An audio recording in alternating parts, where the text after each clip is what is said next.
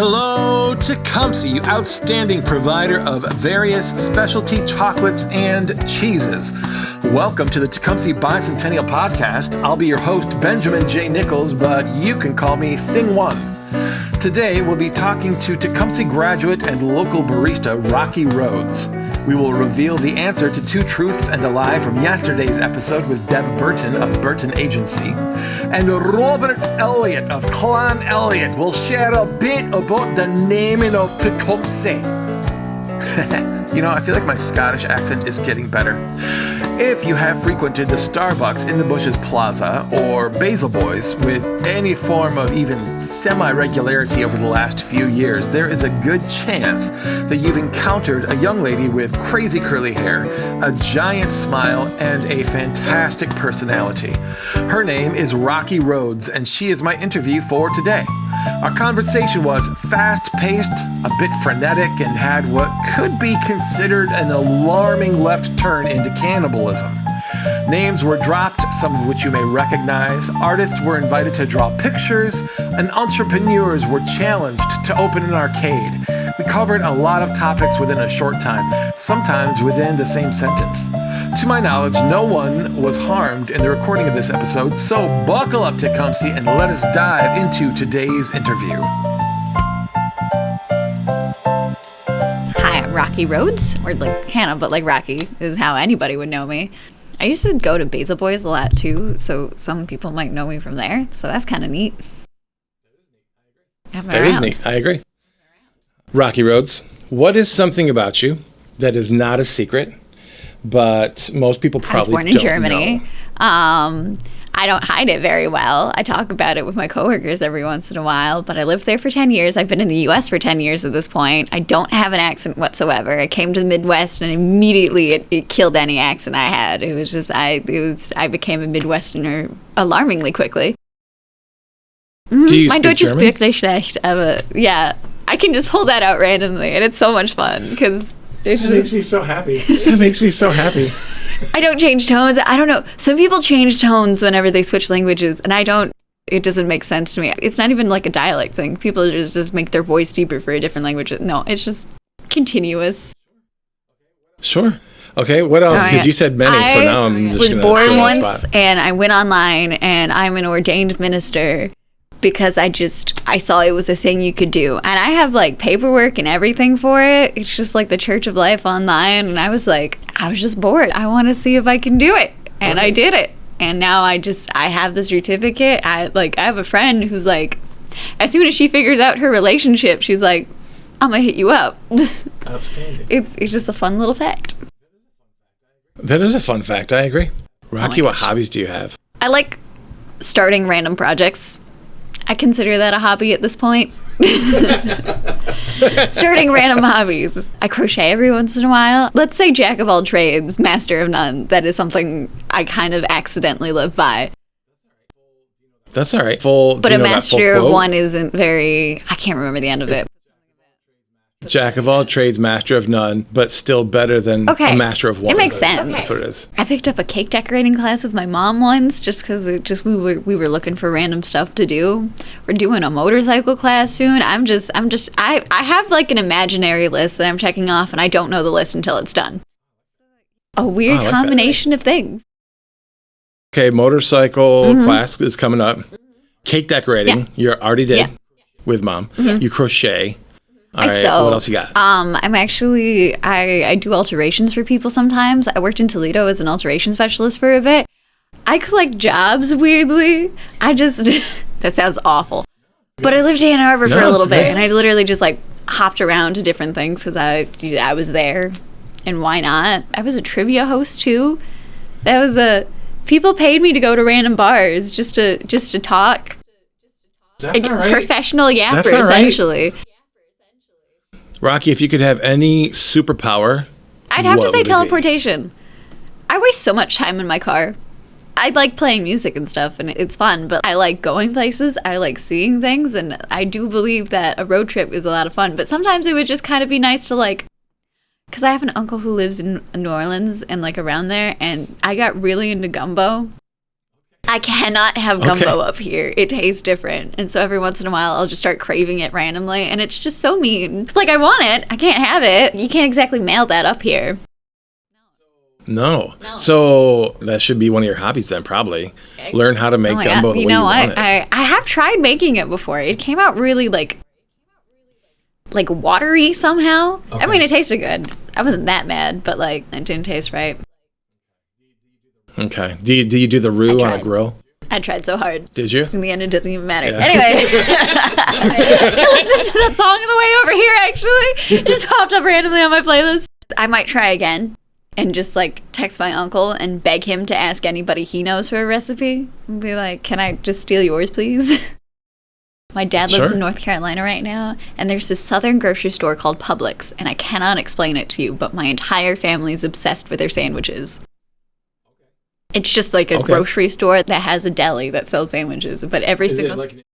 Is it like an independent? Publix or is is it part of a wider chain in the South.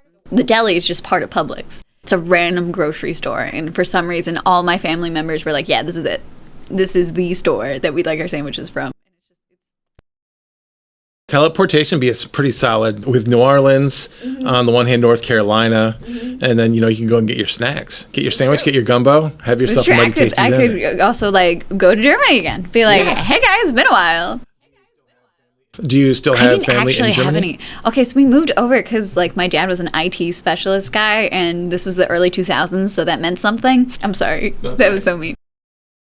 So did you grow up bilingual then? You spoke both German and... Though ironically, neither of my parents were very good at German at first because neither of them had learned the language before they moved there, which is a terrible, terrible idea. My older brother would sometimes swear in German so our parents wouldn't catch him, and it took them the longest time to realize what he was saying, and they were just like, if you can't say it in English, you can't say it in German. It was the funniest thing around the house. My mom grew up bilingual as well because my mom grew up speaking Spanish and English. And so she did not teach any of us anything. So it feels like we were the wrong bilingual because we'll spend some time with our mom's side of the family and they'll just start speaking Spanish to each other and we're just kind of like, it's a cool guy. Just start speaking German to each other and really throw them for a loop. I would say. Sounds like. Yesterday, we talked with Deb Burton of the Burton Agency, and we played Two Truths and a Lie. The options were, number 1, Burton Agency provides all kinds of insurance, from life to death to health to umbrella to etc. ad infinitum. Number 2 was Burton Agency is owned and operated by a woman, who is also the only employee. And number 3, the Burton Agency, sorry, there is no definite article. Burton Agency plays host to a pair of canine companions who accompany Deb to work on the daily. Now, I was there for, an hour, and I did not see any dogs. So my guess was that Deb does not, in fact, have 2 dogs with her at work. Yeah, I only have one. He's underneath my desk right now. Where he's supposed to be over here, but he's always Two truths and a lie. Teleportation being the desired superpower, what superpower did you get stuck with? This is going to sound weird, but as much as I like talking to people, I'm actually more introvert. It takes a lot of energy out of me to talk to people. So I'm going to say... I don't want to say empathy because that's not really a superpower.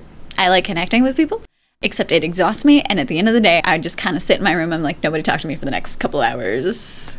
So I'm going to say people. I like that. That's a good superpower. I think it's valid. It's fun. I enjoy it. And I enjoy people. But I am exhausted at the end of the day after yapping. I like people too much to stop, though. It's the unfortunate bit. That's all right. Tell me a story that you plan on telling your grandkids. I'm probably going to tell them about the pandemic, actually. What it was like generally. Because I feel like a lot of people don't talk about it anymore. I'll just start randomly asking people about, if you had to describe your quarantine in 3 words, what would it be? And now I'm going to ask you that. If you had to describe your quarantine in 3 words, what would it be? 3 words. I don't know if I can do anything in 3 words. That's fair. Let's see. Yeah, that's tough. Really, really long. That's 3 words. It wasn't so bad. Not so bad. How's that? I hear other people's stories and the things they dealt with, whether they had COVID and it went bad. I don't hear those directly. Those usually I hear secondhand, but then things that people had to do without, things that scared them and whatnot. And there was that sense of you're not sure how this is going to go, which is unsettling at least. But we were blessed to really not be terribly impacted as a household. Neither my wife nor I lost our jobs. So I think not so bad, really, all things considered for me. I don't have anything to complain about. Fair enough. And if anything, more family time. So my brother tried to go to, like, I'm talking about him a lot. His name's Christian. You probably know him as the pizza delivery driver for Marco's. Shout out. No, he tried going to college, and then he ended up getting COVID, so he had to come back, and he was just kind of locked in our mom's room. We had this tray outside his door. We would just leave him like food and offerings. At the point he kind of okay, so it was scary, but also it's kind of funny remembering back when we just hear him shouting through the wall for like a sandwich or something, and we'd be like, oh my gosh, wait, what is the goblin want now? And love him. He's perfectly fine now. I have a lot of siblings. There's my older sister. There's my brother-in-law, since I'm going to count in-laws here because they're around so much. To be fair, they have 2 kids. He's just part of the group. I have my older brother, and then I have 2 younger brothers as well. And my older brother's dating someone. Her name's Jen. Love her. Shout out part 2. We could never be lonely because there was literally someone whose door I could knock down, like, right by me. And then my younger brother, Ryan, we say we're twins all the time just because we were born that close together, and he stole my face. Fun fact, he could open up my phone with his face for the longest time. So we just started saying we're twins, and I could literally just go like, hey, want to make like a sandwich or something? I feel like sandwiches is becoming a theme. I don't know why. Are you hungry? I guess. A little peckish? I didn't think about it. I should have had a sandwich on hand. Oh my gosh. I'm sorry. It's okay. I'll try to do better. I like BLTs for next time. Okay, fair enough. Rocky, what inspires you? I would say my first thought was to immediately say sandwiches. It's not sandwiches. I would say people. They're weird and complex, but I like people. I think that's why my boss calls me a personality hire, now that I think about it. She means it lovingly. We're pretty sure. I think that sounds kind of loving. I mean, that's not a bad thing on any level. Oh my gosh, I can do a shout out part 3. Okay, go Allie. For those of you at home, she totally just did the hashtag with her fingers. I like it. It's so much fun. Okay. No, but she calls me a personality hire sometimes, and I think it's just because I like people for the most part, except when I'm tired. I get very cranky when I'm tired. I don't know what it is. I don't think anybody knows what it is. Well, I think most people get a little cranky when they're tired. What do you passionately care about? What matters to you? I would say my family, honestly. We've just all been through a lot. I have an apartment in Adrian, but still I spent like half the time at home with my mom and like brothers because my sister lives in Toledo. They kind of just raised us with the people you surround yourself with is important, and that just happened to be my family. Shoot, I feel like people is also a consistent... People and sandwiches, I think. People sandwiches. People sandwiches. That doesn't sound particularly tasty, but, you know. No, but it certainly sounds interesting. Right. Would the people be the bread? I'm going to think too hard on this. Yeah, probably. I guess. Soylent Green? I don't know. Are they, like, high-fiving and, like, a double high-five and there's, like, sandwich stuff between them? Is that... I'm going to call that the people. I would think the people would be the filler. I guess. I'm leaning more cannibalistic. Okay, that's fair. Long pig. How cannibalistic are you getting, though? Because if they're the bread, you just have more people to eat. It's like a hamburger, but, like, the meat's on top. And, like, at first... Yeah, meat, instead of getting rid of that stupid bread. Yeah, who needs bread? I love bread, actually. Bread's good. Yeah, and spaghetti. Spaghetti is carbs, also good. Actually, I think it's just carbs. I love carbs. Who doesn't? I don't... Have you ever tried any of the carb-free stuff? No, never. Don't. Can't. Don't, because it's offensive. Tastes funky. It hurts to eat. I'm sorry for my gluten-free people out there. I am not sorry. Rocky's a better person than me. Like, no, get that away from me. Oh, it's horrible. And I've tried some, because my family will try some for health reasons. Sometimes it's just like an interesting, like, even if just to say you tried it and you don't like it. Yeah, sure. No, it's too good. Yeah, I can't agree. Not. First thing that comes to mind, what do you think of when I say Tecumseh? Honestly, the sign going into Tecumseh, I don't know why. That's all right. Well, probably because the name's on it. Do you know that wooden statue outside the middle school? Yeah. Like, when I first moved here, that was like a full statue. is like a full guy, and they just kind of cut him off at his knees because of like termites or something. And I can't. It's a weird thing. People are gonna have to explain to people in the future, like, no, that used to be like he was a full dude. we put some of the tree back because he was labeled and everything, but like, to be honest, I'm surprised nobody's trying to recarve the bottom and maybe just like sticking it together, just because it's like a stump. He's growing out of the tree though, which maybe that's nature. One with nature, exactly. Which that would fit, because Musgrove Evans, the founder of Tecumseh, one of the things he said about Chief Tecumseh, or Tecumseh, depending on how you pronounce it. Okay, so it's supposed to be Tecumseh, but anybody who lives here pronounces it wrong, and that's right. Is that he was nature's Indian. Because someone said that he was Britain's Indian because he fought on the side of the British, and Musgrove said, no, he fought for his people. He's nature's Indian. There was an interesting exchange concerning the naming of Tecumseh, and the following comes from the Tecumseh Historical Museum's website. I'm going to read the full quote. Just a heads up that there may be an offensive term to some people, but it is a quote. I'm going to quote the quote, and I trust that you're going to be okay. Here we go. Quote, Dr. Michael Patterson, who was one of the first educated doctors of Lenawee County, told a story many years ago about how the village of Tecumseh acquired its name. It was during the building of the company house. A group of early settlers were sitting under a tree having lunch. After several names had already been discarded, Musgrove Evans suggested the name Tecumseh. One of the party objected, stating that Tecumseh had fought on the side of the British and was, therefore, a British Indian.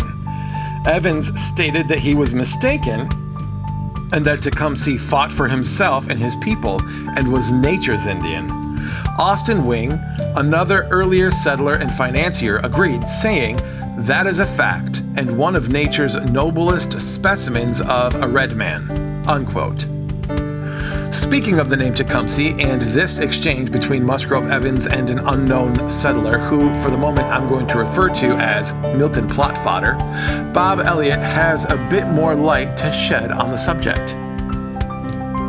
Musgrove Evans and some of the founding guys that came to town here got with Austin Wing, who actually helped finance Tecumseh, and really Musgrove actually came here to be a surveyor, and Austin Wing said, why don't you start a settlement, after so many places were opening up, and this was a good place not far from Monroe, and so when they got together, they trying to come up with names, and someone suggested, it may have been Evans, suggested Tecumseh.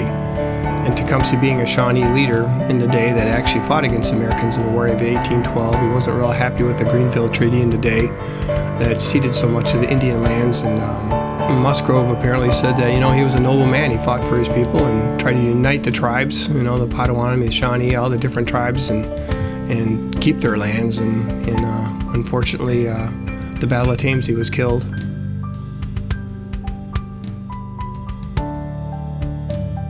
Want to know something that totally freaked me out when I moved here? I do want to know it. Actually, okay, so Germany is really close to India. So I came here, and still in textbooks still refer to Native Americans and stuff as Indians, and it confused me so bad. I'm like, those guys are over there. I don't know what you're talking about. Who are we talking about? What is this? I'm like, it freaked me out. It took me a solid couple of months to figure out what was happening, because I was just like, that's an actual. That's an actual people. Yeah, that's there's people who are from India who are Indians. Yeah, and then I'm just like, what's happening? Where are we at on this weird chain? It is a weird chain. I agree. That's just okay. That's just my silly little fun fact. I was a very confused child. I like it.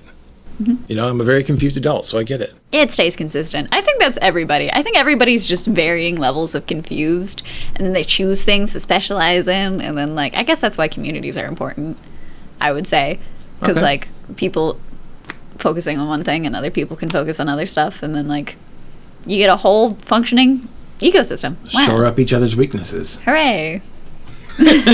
Learning with Rocky. All right, finish this sentence. I remember when. The My Chemical Romance song just came to mind. I remember. Anyways. No, you want to sing it? No, I'm not. I'm not a singer. Okay. That's for Jack. Okay. Shout out part forward. I could not do it. We're just name dropping left and right here. I love It's it. like everybody's getting credit while I'm here. It's good. Oh my gosh. No, I remember when Laura worked at Basil Boys. Shout out, Part 5. I'm losing track. So fun fact, her nephews are my cousins because her sister married my uncle. I secretly am part of all the coffee shops in town. I think that's what you need to take away from this. But yeah, that's how I met her, really, because we were just kind of there like, hey, a person I'm not related to, but also sort of related to. That's a weird thing to think about during the sentence of I remember. That's all right. No, it's fine. There's no wrong answers. My dad does believe in wrong answers, actually. Yeah, he taught a little bit. And he said that his favorite thing was to tell people that there are wrong answers, but there is also Google, so you don't have to ask the wrong questions either. Okay. Yeah, I don't know. Weird guy. That's all right. Shout out, Dad. Shout out, Dad. What is that, number 6? Yep. Do you have any memories involving a Tecumseh business that you can share with us? I was with Starbucks when they opened. Actually, fun fact, 3 years ago, I was in high school. I was not working in high school. I was working in, you know what? I think that became a very You were working while you were in high school? Thank you. I don't know why that got so convoluted. That's all right. Anyways, this was part of like the pandemic where people were doing Zoom classes and you could go in person or you could do Zoom. And for this specific class, I just happened to have been doing it on Zoom. So I did it on Zoom that day, and a friend told me about a job fair at Bush's. I could check that out. So during my English class, I did an interview for that Starbucks. I ended up getting the job, so it all worked out. And I'm back there now, obviously, after having left for a bit. It was a very fun time because I know that's not like a Tecumseh business, but like... I mean, it is because it's the one that's here in Tecumseh you're talking about. So I guess that counts. It does. I think so because it's all about the people. Mm-hmm. And that's the thing. That's what the whole podcast is about is the people. Yeah. So Pandora was also there when it opened. Fun fact. Not a whole lot of the original staff is still there. I came back. Pandora has been there since the start, and Allie has been there since the start. Oh my gosh, I said Pandora. That's like shout out number 7. She does hair, by the way. she does. And she did an interview. Oh my gosh, really? So she's on the podcast. Yep. Nice. Go watch her podcast. She's cool. There's not a whole lot of watching involved. You know, I Mostly think audio. people are probably doing something while listening to the podcast. Yeah. So we're going to say drawing. Whoever is doing this and is drawing right now, I see you. I'm watching you. I like it. Draw a picture for Rocky and then take it to Starbucks. Please do, actually. I will hang it up. It will go on a wall. I will find a place for it. They will have to fight me. Outstanding. And then tell all of your friends so they can go and admire your artwork hanging up at Starbucks. Mm-hmm. That's a good idea. Hooray. Do you have any memories involving a Tecumseh Park? I'd say the pit, as everybody else does, because I can see in your face that's a common answer. There were like a couple places to sled growing up, but like nothing as close as the pit. And so we'd go and like, I tried snowboarding there once. Did not go well. How did it go? I tumbled down the hill. Whole lot of fun, actually. And there's like this other, okay, so there's the Boy Scouts here, and my young brother Ryan's in Boy Scouts. He doesn't count as a shout out. I already talked about him. That is the one that is the twin. So a bunch of his like scout mates came over, and like we had to build a boat out of cardboard, and I got to help because it was our garage. I don't think they won. I remember they did well. They did a little loop in the pit, like where that water is, and everybody got soaked. I think some people like tumbled over within the first 5 minutes. I feel like cardboard is a pretty rough material to use to create a boat. What hopes do you have for the future of the community of Tecumseh?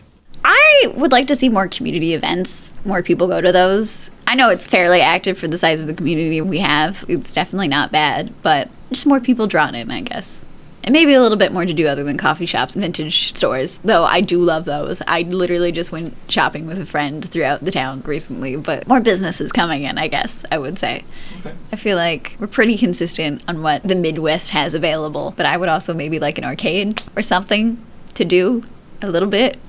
All right. Well, there you go, entrepreneurs. Set up an arcade. You'll have one faithful customer at least. Hooray. That's a good idea. All right. What advice or message do you have for the people of Tecumseh 100 years from now when they're in their flying cars celebrating their tricentennial? Be nice to people. talk to strangers. Everybody has their own internal lives. You might find it interesting. This is going to sound so insanely cheesy, but a lot of people spend a lot of time on their phones or not really talking to a whole lot of people. There is a whole loneliness epidemic. I put that in like finger quotations. It's important to talk to people, and it's important to establish relationships, especially since that's just the people that's around to depend on. So I would say be nice to people. That's all I got. That's good. Yeah. And I think that's valid, and I think it's important. We do need to be good to people, nice to people, kind to people. Right. People are people. People are people. And they're crunchy. Unless they're in sandwiches. And on that note, that's going to do it for today's episode. I hope you had a good time. Let us know. Tell us in the comments, what is your favorite part of this podcast? What things would you like to hear more of? What things would you like to hear less of? And share. Remember that sharing is caring. And if you want to show somebody that you really love them, share this amazing podcast with them. Make sure you come back tomorrow when we talk with Eric Cordy, saxophonist extraordinaire and, sometimes suspected felon. That's probably not true. Okay.